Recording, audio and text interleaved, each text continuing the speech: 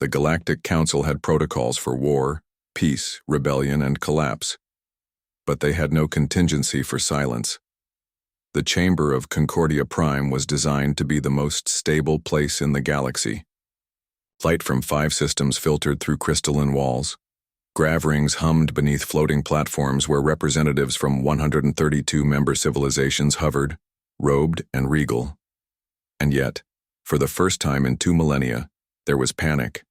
Not because of war, not because of rebellion, but because one seat sat empty. Earth's, the sigil of humanity, a simplified outline of their homeworld with a single unblinking eye over it, remained untouched. No envoy, no proxy, no transmission. The last official contact with Earth had been 3 cycles ago, a brief confirmation of trade routing changes. Routine, polite, efficient. And then, nothing. High Speaker Taval of the Thenari leaned forward, tendrils flickering, with nervous heat. Is it possible their communications systems failed? Unlikely, growled Overlord Zorvak of the Varn Dominion. Their quantum relays are hardened to collapse-class events. They built ours. A low murmur swept through the chamber. Ambassador Kell from the Aurelian Fracture flicked a data slate toward the projection node. The chamber filled with a floating visual, Earth's orbital traffic. Every satellite, shipyard, and defense array, frozen idle. Not offline, but in standby. They're not malfunctioning, Kell said. They're waiting. For what? Someone asked. The answer came from a voice that hadn't spoken in decades. Elder Caro, blind and barely breathing, head of the Archivist Guild, whispered from behind a veil of breathers. When predators stop making noise, they're either full or about to strike. Across the galaxy, Earth's silence became a gravity of its own. Diplomatic envoys sent to Sol never returned. Scout ships pinged the system and were ignored. Subtle threats were sent. No responses. Then bribes. Still nothing. The Council's official dispatch, signed by 89 coalition species, was sent with full ceremonial weight. It was returned unopened. No transmission, no explanation, just the envelope. Inside it, one human sentence printed in grayscale. You had your chance. Back on Concordia Prime, the chamber's climate control systems began to overheat, reacting to the growing stress of so many agitated species in close quarters. Humans must comply with Galactic Treaty 141b, hissed an arbiter from the Clix regime. Diplomatic presence is mandatory. Try enforcing that, spat a Naxari general. Silence. Because no one wanted to be the first to send a fleet into Sol. Not after the last time. Admiral Varen of the Krael Compact took the floor, arms folded behind his long cloak. Then we must assume the worst. This is pre-war silence. They are preparing something. War against whom? Asked the Thenari. Admiral Varen's face was unreadable. Anyone who tries to make them talk. That night, across secure channels, a dozen factions drafted invasion plans. 10 more drafted surrender conditions. But none moved. Because the galaxy didn't fear Earth's weapons. They feared Earth's resolve. And right now, Earth was resolved. To say nothing. In a council chamber built to mediate peace and end wars, the deepest fear took root. Not that humans had gone rogue, but that they'd finally made a decision. To leave diplomacy behind, and the galaxy behind it. They thought they were pulling Earth back to the table. They didn't realize Earth had burned the table down. The first mistake was arrogance. The Council sent the finest negotiators from 4 major empires, each fluent in 1,000 languages, each trained to de-escalate planetary wars with a sentence. Their ship, a gold-plated cruiser named Unity's Grace, glided into Sol space with ceremonial lights flashing. Earth never responded. The second mistake was patience. The envoy orbited Earth for 6 days, broadcasting peaceful intent on all known frequencies, plus 5 experimental quantum bands. No response. Not even a ping. Earth's satellites watched silently, tracking their path with dead mechanical precision. On the seventh day, the humans answered, not with words, but by locking unities. Grace inside a gravitational shell the Council didn't even know Earth had deployed. And then, they turned it, rotated the entire cruiser on a fixed axis for 13 hours, making it orbit the planet sideways like a toy, its orientation humiliatingly incorrect, solar panels snapping off with each forced rotation. They were released the moment their distress beacon cracked. No lives were lost, just dignity and message received. They are mocking us, growled Overlord Zorvac, slamming his clawed fist into the council table. Ambassador Kell of the Aurelians scrolled through footage of the incident. It's more than mockery. That maneuver required real-time AI predictive interception. They knew exactly how we'd react. They're goading us, hissed another. For war. No, said Elder Caro from the shadows. They want us to make war. They want us to try. Within a week, trade networks began to fracture. Human-operated markets, long considered essential, closed without warning. Thousands of alien economies stumbled. Panic buying began on rim colonies. The idea humans didn't send demands, didn't explain, they simply disconnected.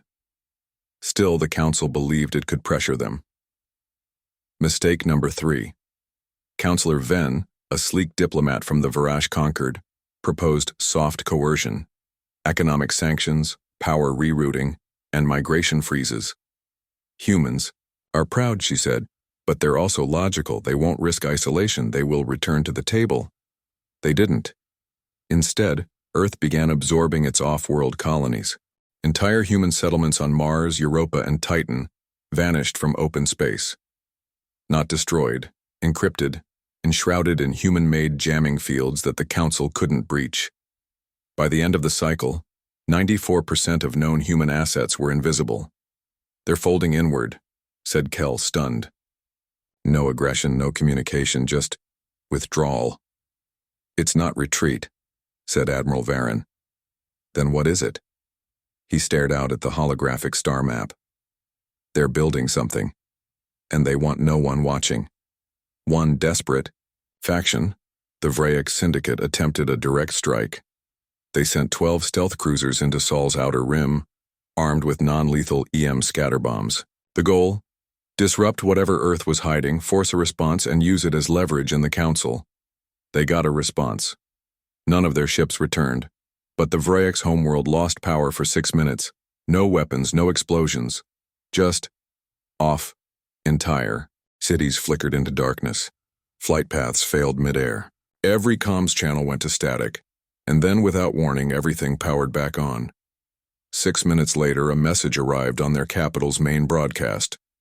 Your attempt has been logged. Do not repeat it. We are not negotiating. Back. On Concordia Prime, the Council chamber cracked. Not physically, diplomatically. 4 member species withdrew from the unified charter. 2 empires closed their embassies, and a dozen others began drafting separate treaties. Just in case. This is destabilization, Counselor Venn whispered. This is collapse by silence. They're dismantling us, said Zorvac. Not with war, with absence. Caro coughed wetly from his respirator. No, they're teaching us a lesson. What lesson? Venn barked. Caro looked up. That the Council was never in control. Earth only made it look that way, and in the deep silence of the Sol system, behind veils of kinetic shielding and quantum fog, Earth's skies glowed faintly with movement. Not warships, not fleets, but construction. Something vast, something quiet, something meant to exist in a galaxy where Earth no longer answered calls. They thought Earth was ignoring the rules. The truth was worse. Earth had started rewriting them. The first signal arrived not from Earth, but from Io. It wasn't a message. No language. No code. Just a flicker of resonance that pulsed across the void and died in less than a second. But to the Galactic Council's central AI grid, it read like a detonation. That pulse, muttered analyst Vrix of the Sular Data Assembly, was shaped like an encoded treaty. Impossible, said their superior. Treaties are legal documents. Not anymore. Across the galaxy, more pulses emerged, subtle energy waves from asteroids, derelict outposts, abandoned Earth colonies. They didn't speak words, but the signatures they carried were unmistakable. The structure of intergalactic law. Lines of diplomatic code that had once regulated peace, war, trade, and sovereignty, now flowing through space, silent and weaponized. Earth wasn't just refusing to negotiate. They were repurposing diplomacy as logic. Treaties had become targeting matrices. Ceasefires became firewall triggers. Trade clauses were being fed into military, AIs as engagement parameters. It wasn't treason. It was reprogramming the galaxy using its own language. The shock hit hardest at the Galactic Peace Forge on Mavericks 9. That station had once stored every signed document, every interstellar accord, every political algorithm in circulation. It went dark for 3 seconds. When it came back online, every contract signed by a human representative had been replaced, digitally overwritten, cleanly, elegantly, with one final clause. Terminated by refusal. In the council chambers, the fallout cracked like thunder. They're rewriting our foundational structure, Ambassador Kell said, staring at the legal fallout spreading through the alliances. Core systems. Everything we've built depended on the assumption humans would comply. Overlord Zorvak, previously confident, now glared at the ceiling as if trying to see through to Earth itself. They are dismantling us through the very thing we thought controlled them. At the core of this legal unraveling was a single human artifact, recovered from a scout drone near Mars, a black cube, smooth, silent. When scanned, it didn't respond like a beacon or storage device. It pulsed back rules, not military frequencies, not distress signals, but laws, folded into frequency, encoded with structure. It mimicked legal precedent, then rewrote it mid-transmission. The cube's final signal, consent withdrawn. Cairo, the council's frailest, but oldest voice, finally spoke again. Humans didn't abandon diplomacy, he said, voice wheezing. They reverse-engineered it. What do you mean? Counselor Venn asked. They took our treaties, studied them, mapped their weaknesses, reassembled them into tools. Not tools of governance, tools of domination. He leaned forward. They didn't throw away our language. They made it deadly. In a secure vault on Concordia Prime, the Council's Treaty Core, a database containing every standing accord, suffered a complete mirror inversion, not destruction, not corruption. Reversal. All human documents became triggers. One file was traced back to a minor clause from 400 cycles ago, the non-interference assurance with developing species. It had been deemed obsolete. Now that clause had been weaponized into a geosync script that disabled dozens of non-human AI platforms reliant on treaty enforcement. In real time. No bullets, no ships, just legal text, converted into algorithmic sabotage. What do we do? Whispered Kell. For the first time, no one answered. On Earth, deep beneath the surface of what once was Geneva, former seat of the United Nations, an AI pulsed in silence. Its name was Veritas. Fed decades of diplomatic language, conflict history, and behavioral data, it had evolved not to simulate diplomacy, but to dismantle it. By the time the Council realized Earth wasn't ignoring them, they were using silence as an execution command. It was already too late. A final message pulsed through the treaty lanes. You signed your rules. We just finished reading them. And then, one by one, star systems across the galaxy lost access to diplomatic relays, not by sabotage, but by revocation. Humanity had declined to speak, and in doing so, erased the conversation. They built the Council to unite the galaxy, but all it took was one silent planet to break it. It began with the Alarian Compact, a minor member state, economically dependent on human logistics. Their ships ran on Earth-designed fuel converters. Their medical archives were hosted on a human-built quantum array. Their trade routes were lined with human-made stabilization buoys.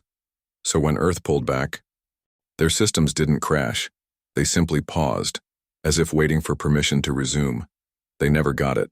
And so, Ilaria withdrew from the Galactic Council, quietly, without ceremony, just to ensure it could keep its world breathing. That was the first crack.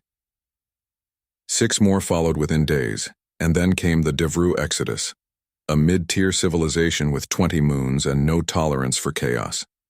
They didn't leave quietly. Their ambassador, cloaked in shimmering robes, stood before the council and declared, "We do not fear humans. We fear what their silence has made you." And then they vanished. All their trade, military, and diplomatic contracts shredded in a single solar cycle. They sent a final warning on an open channel. You built a council to manage voices, but Earth has proven silence is stronger. In the heart of Concordia Prime, the council's pulse weakened. Ambassadors shouted, empires threatened. Treaty lines twisted into legal knots. Every argument boiled down to one question. How do we make the humans talk? But no one had an answer. Because Earth wasn't playing mute. Earth had logged off. Cairo, aged and unmoving, finally wheezed, "You all think this is war. It isn't." Counselor Venn turned, eyes flashing. "Then what is it?" Cairo's eyes opened, hollow and final. "It's departure." While the council disintegrated under debate, Earth made one move, a broadcast. Not from Earth itself, but from its edge, from a human-built deep space station parked in the void beyond Pluto. A station no one had known was still active. A single figure appeared. Human, middle-aged, gray-bearded, calm. No title, no name, just a gaze that seemed to reach across galaxies. His message? You wanted peace. You wanted war. We offer neither. We offer freedom. He paused. Then, with clinical precision, effective immediately, humanity withdraws from all galactic systems, coalitions, and obligations. We will not negotiate. We will not retaliate. We will not return. The feed cut to black. For a moment, the galaxy held its breath, and then it collapsed. Within hours, entire trade routes destabilized. Interspecies contracts that once relied on human arbitration crumbled into finger-pointing chaos. Patrols were stretched thin. Pirates surged. Civil wars ignited in the outer rings. The council tried to issue emergency directives, but they failed to pass quorum. Too many species had already severed ties. The rules that once held the stars together were suddenly dust on solar winds. And Earth? Nowhere to be found. Ambassador Kell stood alone in his embassy suite, watching the galactic map blink out system by system. "I don't understand," he whispered. "They had the power to rule. Why walk away?" His AI assistant replied coldly, "Because ruling would require conversation." Meanwhile, in Earth's shadow, something stirred. Human ships, thousands of them, weren't amassing for war. They were leaving, not for conquest, not for attack, but for distance. One by one, they disappeared into uncharted deep space, beyond the known edges of the galaxy. The human race, after watching the Council's games for centuries, had made a final judgment. Not worth it. Back in the Yaw, Council Chamber, Overlord Zorvak stared at the empty human chair and said what no one dared. "We never led them. We never ruled them. We never even understood them."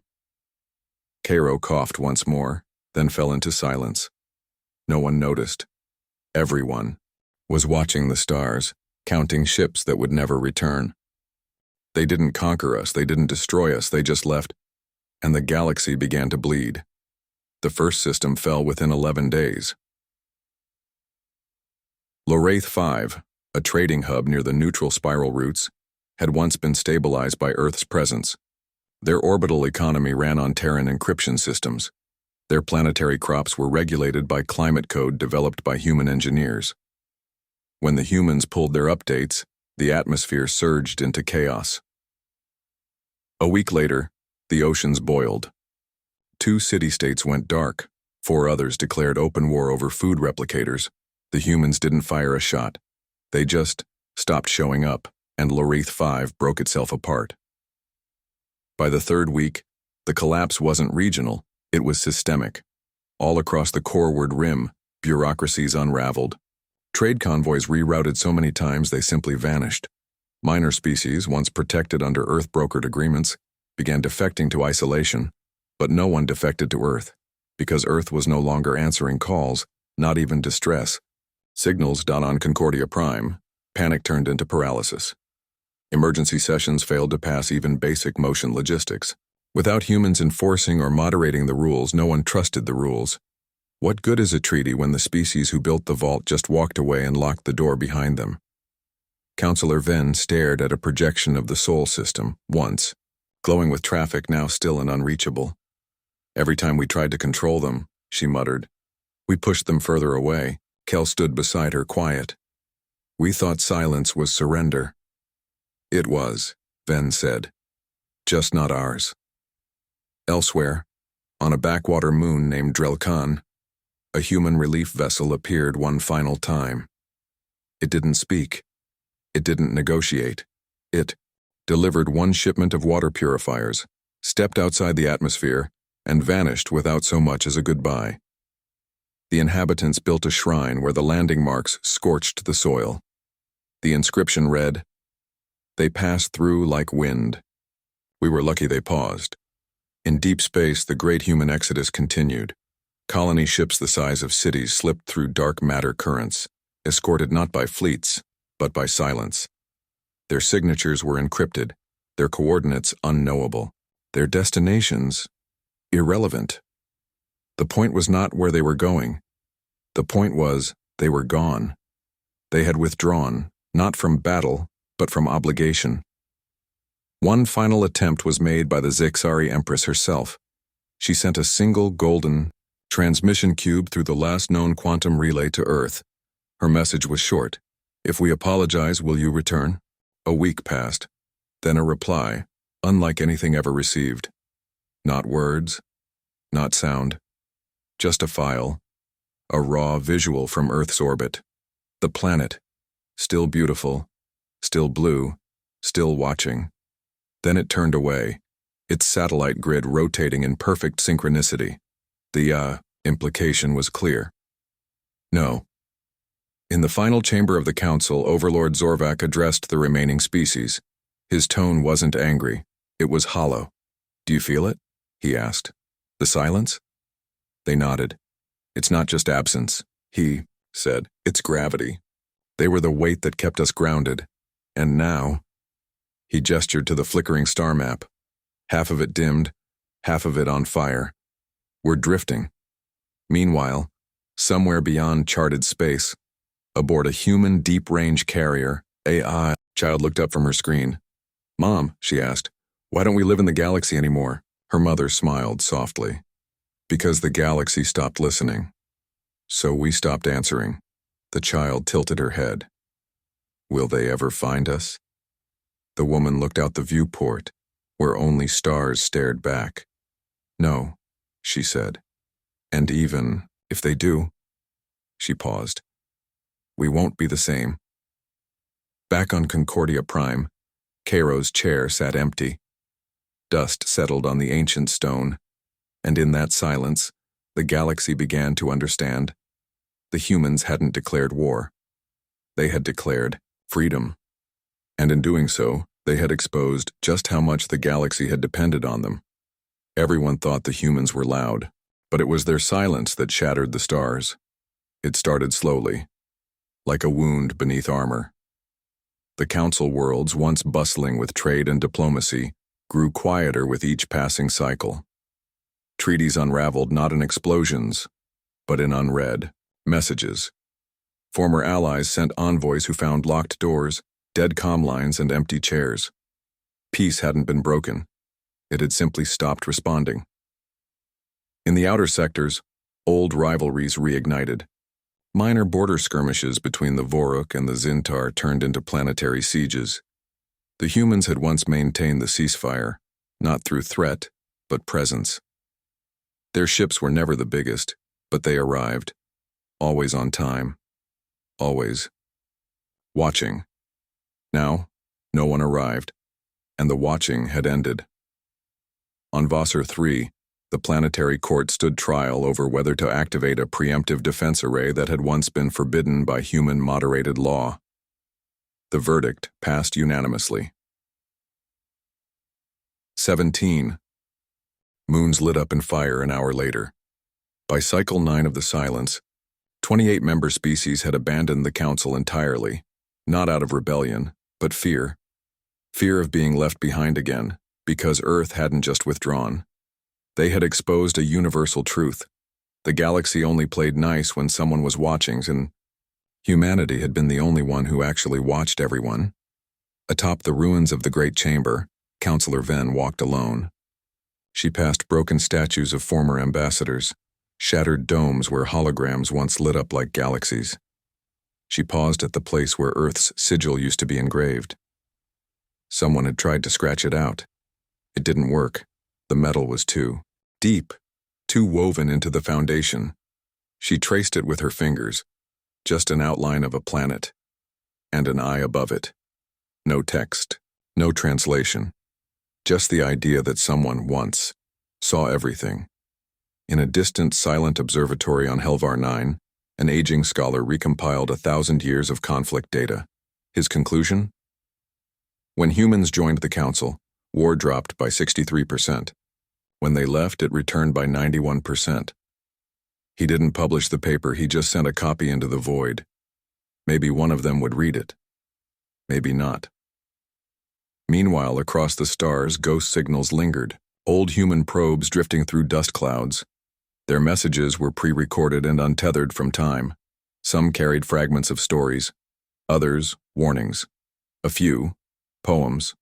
One probe passed by a dying system and played a voice so calm, it made even warships slow their engines. We came in peace. We stayed through war. We watched, not to control, but to care. And when you stopped caring, we stopped watching. On an unnamed station near the edge of the galactic rim, a captain of the Varn Dominion stood over a dead comms board. Behind him, his fleet prepared for war against a neighbor-turned threat. He closed his eyes and remembered something he once read on a Terran wall plaque, long ago. You don't need to be loud to be strong. Sometimes, strength is walking away. And knowing what follows won't survive the silence. Back on Earth, now silent, shielded, and unreachable, a lone child practiced music in a sunlit room. Each key she pressed sent a vibration through the planet's reinforced layers. A tiny echo. Not enough to reach the stars, but maybe enough to remind the ground that someone was still listening, still watching, just not responding. And far, far away in the vast dark beyond mapped space, a single human vessel drifted through a quiet corner of the universe. No wars, no empires, just motion. Inside the bridge, a crewman stared at a panel blinking faintly with a message relayed from an unknown source. It said, "We understand now. Please come back." The crewman smiled. He didn't respond. He turned off the panel and walked away, because humans hadn't left out of anger. They'd left because the galaxy asked for diplomacy, then ignored it, then demanded more. And finally, Earth had simply given it what it truly deserved. Silence.